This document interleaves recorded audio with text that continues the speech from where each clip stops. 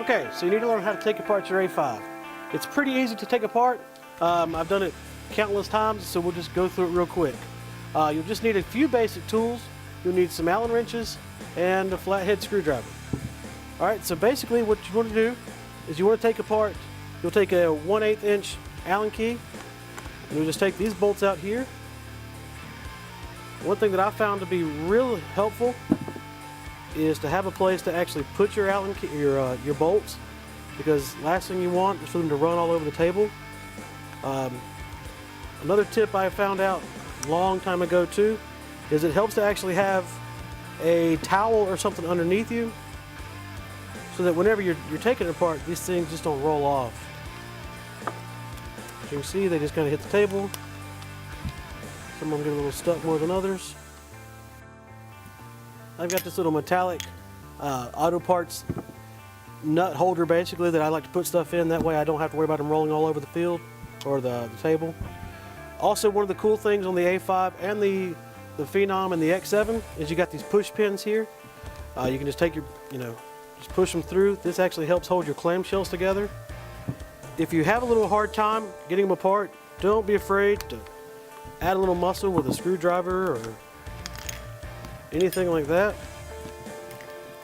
When you take this last pin out, the spring is going to push your butt plate out, so just be careful and don't let that go flying all over the room, because you'll be looking for that later. Then what we can do is we can take our grip, just pull straight down, and you'll see our last little bitty screws here. Oh, forgot about the one right there where my response trigger used to be.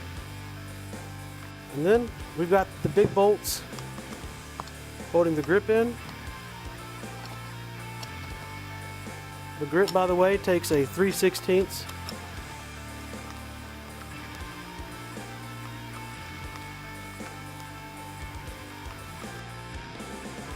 All right, then last, we've got the bolt that holds the cyclone feet on. All right. So now, as you can see, that's all of our bolts taken off of the marker.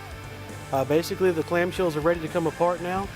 We can go ahead and take out the front sight and the back sight. Here's a tombstone. You push this little lever here, and your tombstone just slide right out the bottom. Okay, it's a tombstone because, kind of looks like a tombstone.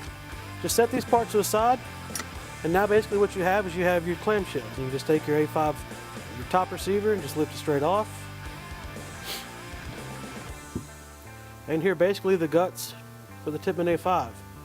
For this Takamo conversion, we won't use the receiver, but we'll use all the guts inside. So you just want to take this off. You can lift it up as one unit.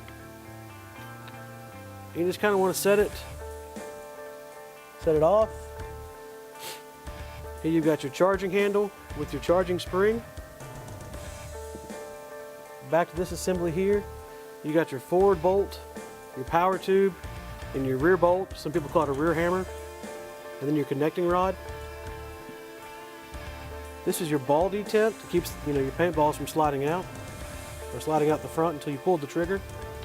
Here's your barrel adapter.